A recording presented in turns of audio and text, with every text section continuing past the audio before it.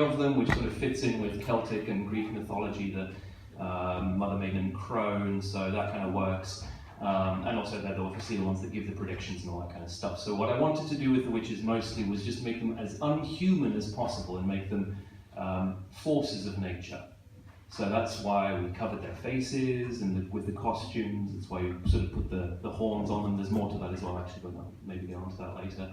And perhaps the most obvious decision, that's why we have 6 of them rather than just 3, right? So we've got the bodies of the witches, or the sisters corporeal, as I like to call them, over this side, and we've got the voices of the witches over there, okay? And that was something that I've been wanting to do in a show for a while, actually, is split body and voice between 2 performers, but also just worked so well with the sisters to give them that otherworldly feeling. Anyway, blah blah blah, I could talk all day. I'm going to pass you on to Tania Coke, who is a phenomenal artist who's going to describe, I think, her approach to the witches, because they worked separately. There was another thing that we did, is that basically Tania and her partner in crime and life, Ken, who make Tarinainanika, which I'm sure she'll tell you about, more or less directed the witches by themselves. I sort of told them what I wanted them to do and then let them go and do it. This is another way of sort of splitting them off from the rest of the cast and making them feel other to the rest of the cast, right? So I think she's got more she can say about that than I do. And that will hopefully tell you a little bit about Corporeal Mime and all these sorts of exciting things. So, Tania Coke. Thank you, Graig. Yes, hello, I'm Tania. And the other half of me is actually not here, Kentaro Suyama, who together we created the role of the Corporeal Witches. And so what we'd like to do is tell you a little bit about how we, from the physical side at first, created the role of the witches. So Ken and I specialize in a certain type of drama called Corporeal Mime. So in that, there are many ways to describe it, but I think for today, I'll describe it as the effort to turn action into art. Okay, so sculptors take a bit of clay and they turn that into art. Musicians take sound and turn that into art. Great poets and writers like Shakespeare take words and turn that into art. We use body and action and try and turn that into art in Corporeal Mime. So for an example of that, we thought we'd take a scene where there was a very obvious action to be done, which is the cauldron scene. Because you have to pick things up and you've got to put them in the pot. I'm a bit too close to the mic for that, sorry. So that's very clear. You've got 2 actions, picking up and putting in. So we'd like to demonstrate for you in a few stages how we take those actions and turn them into something a bit more artistic to meet Craig's requirement, which was to create something inhuman. So from now on, I'm going to speak without the mic. Can you hear me okay? Yep. Yes. Great, thank you. So we've got, I think, our starting point was 1 cauldron. We didn't know exactly it would look like this at the beginning, but more or less we knew it would be round. And 22 icky objects. They're coming out right now for you. 22 icky objects like baboon's blood and fillets of fenny snake and all that kind of stuff. So we thought to ourselves, okay, we've got the objects, we've got the cauldron, we've got to get them in. So we could do, sisters are ready? Yeah. None of them. We could do this. We could just pick them up, and so that's one thing we could have done. That's if we weren't trying to turn it into art. That's just with doing actions of everyday life. So I wasn't sure Graig would be happy with that. So we have a lot of decisions to make. The first decision we said is, okay, it's a bit messy, we're all walking around, let's fix our position around the pot. And we said, let's create something a bit symmetrical on a triangle like this, the 3 of us. We might move around a little bit later, but basically this is the position, the shape that you will see. Okay, fine. It's a bit boring. We're all roughly the same height. Of course, the antlers are going to add a different dimension in depth, but we thought, okay, let's use the depth in space. So we thought, okay, first person can get down on their knees, go low in space, number 2, middle, and number 3 will be higher. Okay, so it's a little bit more sculptural, we've got a bit more interesting things to look at now. Now, we have to think about getting these objects in here. So if we do it without any thought about how we do it from this position, she picks it up, any old how, she gives it to her, she gives it to me, and I put it in. There we go. Oh, it's a bit better. Still a little bit boring. Let's go back. Now let's think, the objects are moving in space from down there to up here. What kind of trajectory, what line do we want to draw in space? So we thought, well, lots of fillets of fenny snakes, and round circular things and S-shapes. Let's do something that involves circular and S-shapes objects. So we tried something like this.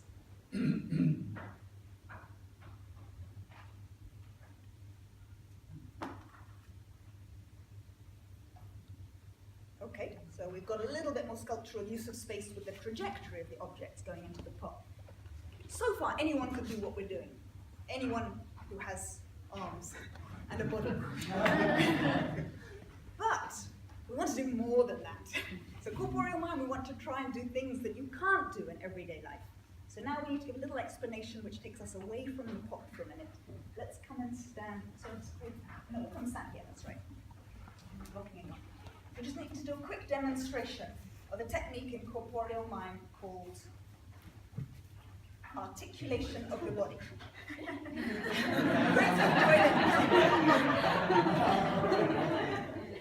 So, because what we did in there, all the work was being done mainly by the arms, but none of the rest of the body wasn't really moving. So we're going to demonstrate something called triple design of the body. So first of all, we need to think, what are the different parts of the body?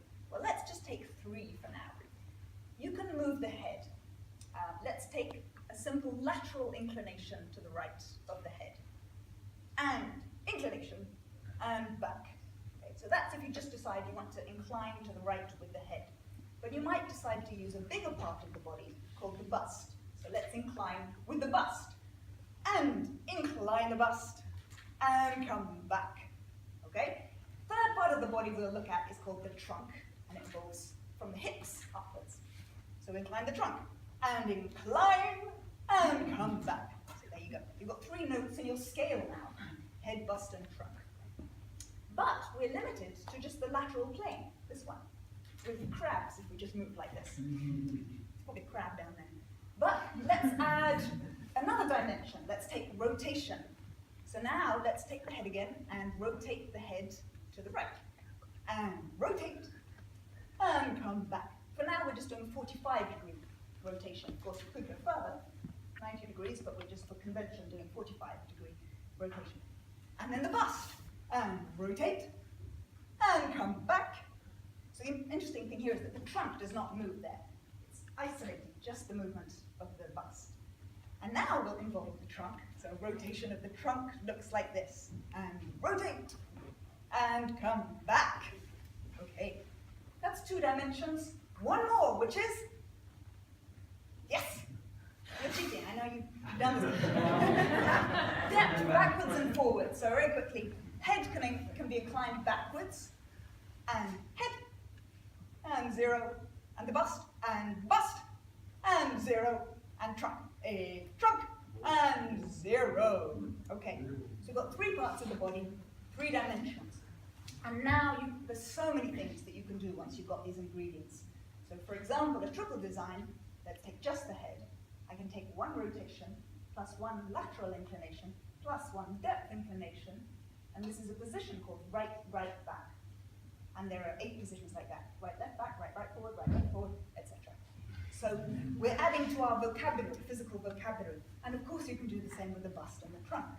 So I might decide to do triple design of the head to the right, triple design of the bust to the left, and triple design of the trunk to the right, etc. So now you can start to use your body like a Rubik's Cube to create different things. Now we're ready to go back to the accordion. I'll put it here. So now there's passing action. Instead of me just doing it mostly with my arm like this, I'm now going to demonstrate the simplicity, just what the bust is doing. I'm going to grab it in right, right, forward. I'm going to change to left, left, forward. I'm going to change to right, right, back. And then I pass. And then I come down for the next one. And so I'm drawing a circle, but it's a much bigger one because the whole body is moving, etc. So now it becomes even more sculptural. and the whole of the body is involved. The triple design. Okay.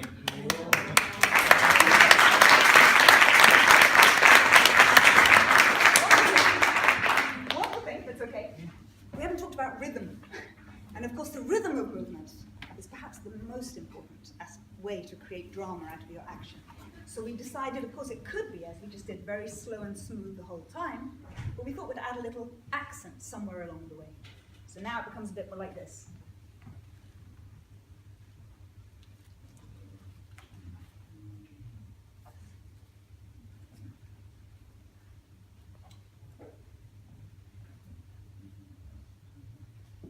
Etc. And then, of course, we have to add it to the text. So we thought if it's still okay time-wise, Yes. demonstrate for you how we then combine this with the text, because the text was set. Mr. Shakespeare has decided that for us, and we received recordings of that, and we found the rhythm of the text and decided that we would set it quite rhythmically to the action. So we could take it from the top, from let's just go from the very, very beginning. Thrice. Yeah.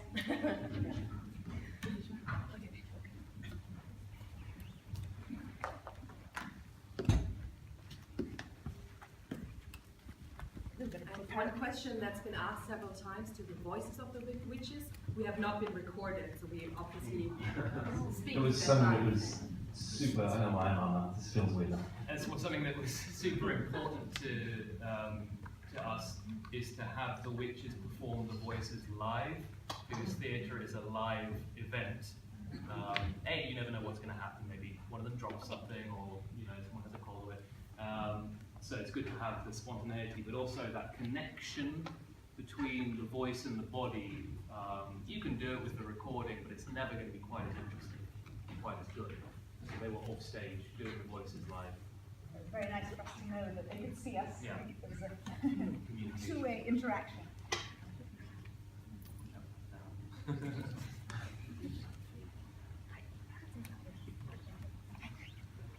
Okay. Slightly different look to the cauldrons. Thrice the brinded cat hath mewed. Thrice and once the hedge pig whined. Harpier cries, 'tis time, 'Tis time. Round about the cauldron go, in the poisoned entrails throw, toad that under cold stone, days and nights as 31, sweltered venom, sleepy guts, boil thou first in the charmed pots. Double, double, toil and trouble, fire burn and cauldron bubble, fillets of a fetty snake, In the cauldron boil and bake. I am newt and toe of frog, wool of bat, and tongue of dog. Adder's fork and blind worm sting, lizard's leg and owlet's wing. Or a charm of powerful trouble, like a hellgrog boil and bubble. double, double, toil and trouble, fire burn and cauldron bubble. Scale of dragon, tooth of wolf, witch's mummy, maw and gulf of the rabid salt sea shark, root of hemlock digged in the dark, finger of a birth strangled babe, ditch delivered by a drab, make the gruel thick and slab, add thereto a tiger's chaudron, for the ingredients of our cauldron. Double, double, toil and trouble, fire burn and cauldron bubble. Pour with a baboon's blood. Then the charm is firm and good.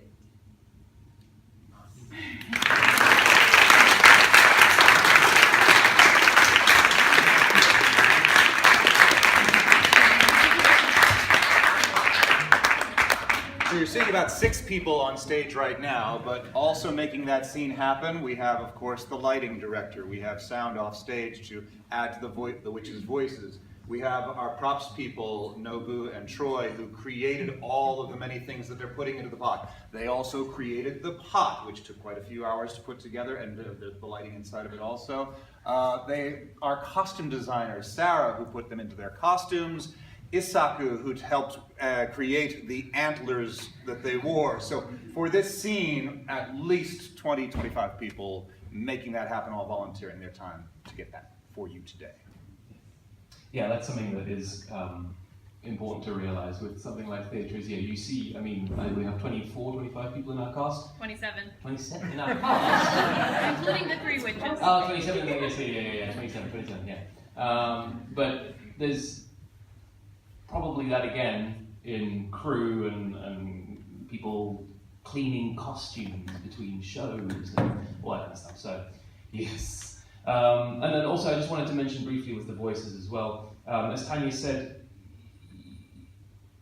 you have a tool and you try and make art out of it. And so with the voice,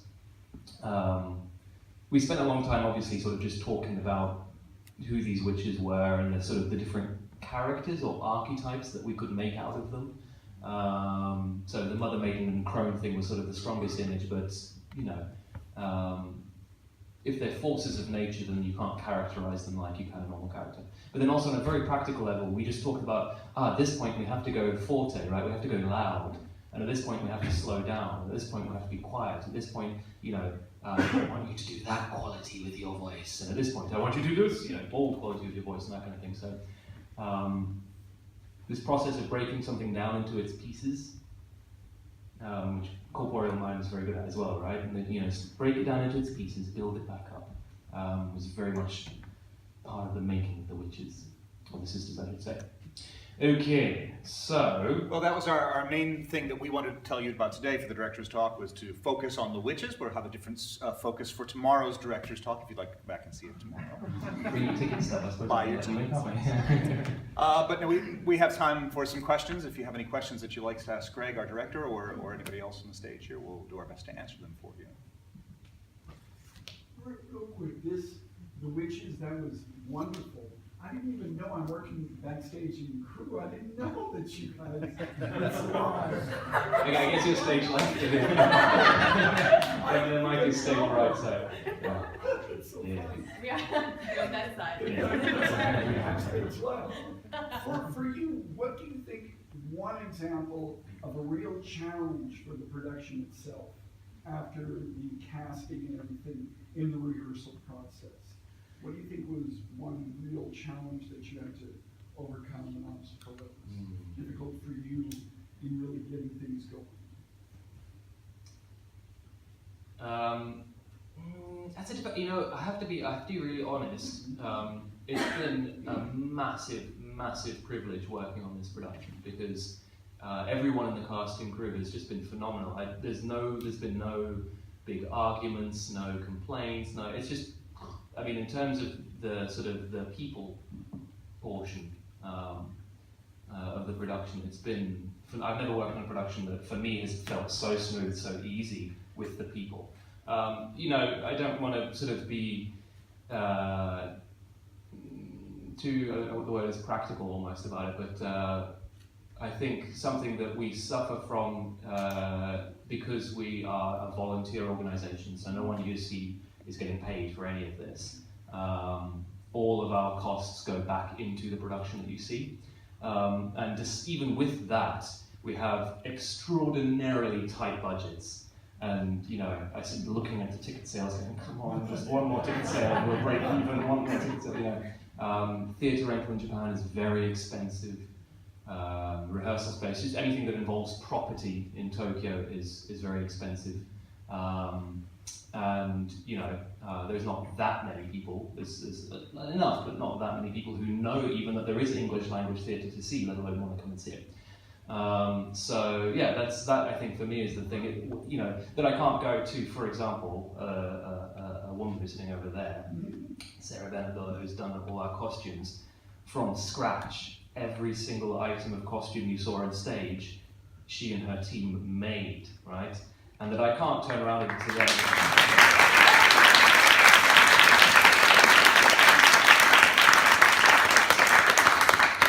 fact that me and our phenomenal producer Gorshi have to turn around to someone with such skill and say, no, you can't buy that. That, I think, is actually the hardest thing. I want to be able to just go, yes, run, go, buy all the thick, beautiful, luscious fabric you want, or, all the horns are made out of acrylic plastic. Go on, buy more, make 6 different variations of one set of horns so we can find the ones we like. I want to be able to do that, but I can't have to say no, buy the cheap stuff. They called me, actually, Sarah and Isak called me when they were buying the fabric and said, we found this beautiful fabric, it's perfect. I was like, okay, how much? Well, if we buy this stuff, then with all our budget, we will only be able to costume the Thanes, the guys, basically. And I have to say no. So that's the cruddiest thing, I think, is having to say no because of money. You've done your part by showing up today and buying your tickets. We do accept donations and sponsorships. No, seriously, it doesn't have to come out of your pocket, but tell your friends. Get them to come to our shows, or if you have a boss a lot of companies have community budgets where they do want to donate to local community groups. Or your parents. Or your parents. That works too. TokyoPlayers.org, all the information about becoming a sponsor or a patron for us. Do you have any more questions? Yes, sir. Obviously the play is quite a bit about gender. Could you just make a comment on how you decided to work with gender in the production?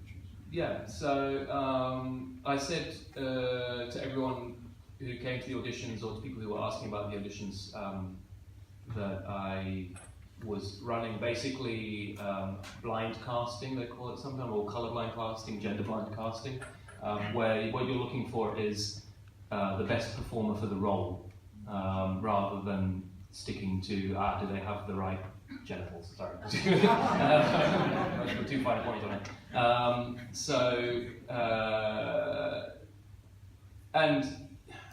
Gender is one of those things which you can't escape. You see it and it's however you portray it, but it's there, it exists, and people will notice it. Similar to race, people will notice it. If let's say you did. Wow, my lord! How can the name of the play go straight on my head? That's hilarious. If Macbeth were a woman, people well, would if Macbeth was a woman, people would know, right? Yeah, people would notice, and then it would become about Macbeth being a woman. Okay. So if you do that, if you cast Macbeth as a woman, you have to be prepared to have made that decision, right? But at the same time, for example, Alyssa, who played Ross, came in, and I just thought she did a great job in the audition. I really liked, and I thought, she's got a good storytelling quality about her. I think she could handle Ross really well. And Ross is traditionally a guy, but you look at the script and you go, oh, well, once or twice they say gentleman or whatever. We can probably change that because we have a phenomenal dramaturge on the team, Brian, who will work out how to make that work for us. So yeah, just make it a woman. Why not? You don't have to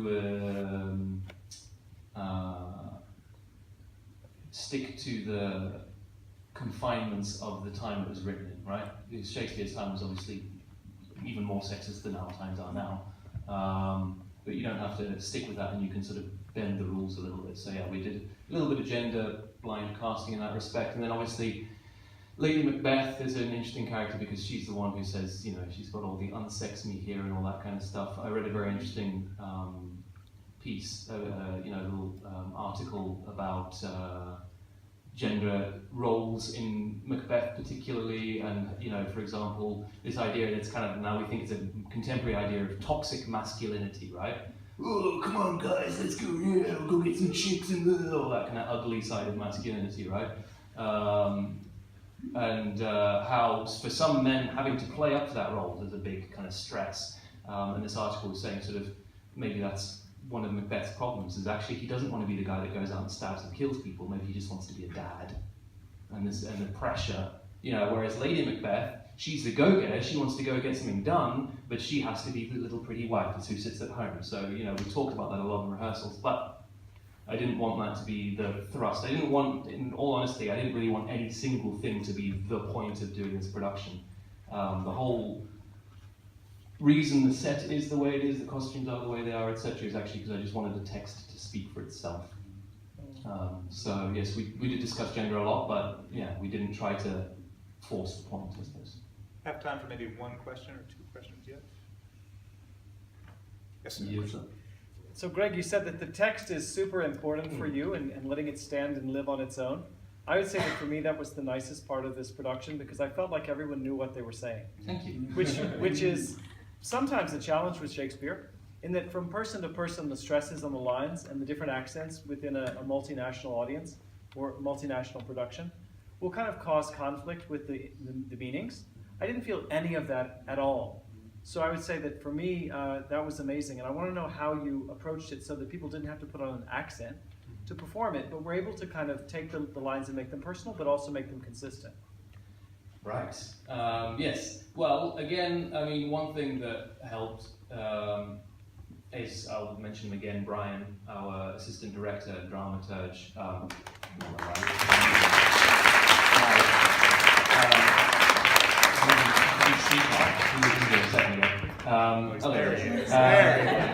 So they say that if you are the smartest person in the room, you're in the wrong room, right? If you're a leader who's putting together a team, you put together people who are better at what they do than you are at what you do, okay? And Brian is a prime example of that. He knows Shakespeare much more deeply, and the dramaturgy, which is a really weird role, right? Kind of ambiguous kind of role for a lot of people, but he knows that much, much deeper than I do. So just having him on the team, someone I could turn around and say, "Oi, what does this line actually mean?" You know? I sort of think of my job as a director as sort of looking after bigger pictures, right? Yeah, having Brian on the team has been phenomenal. So that's one thing, having one person in the room who you can turn around to and say, "You make the decision. What does this line mean?" Okay. And then the other thing is actually, I mean, of course we talked about the text a lot.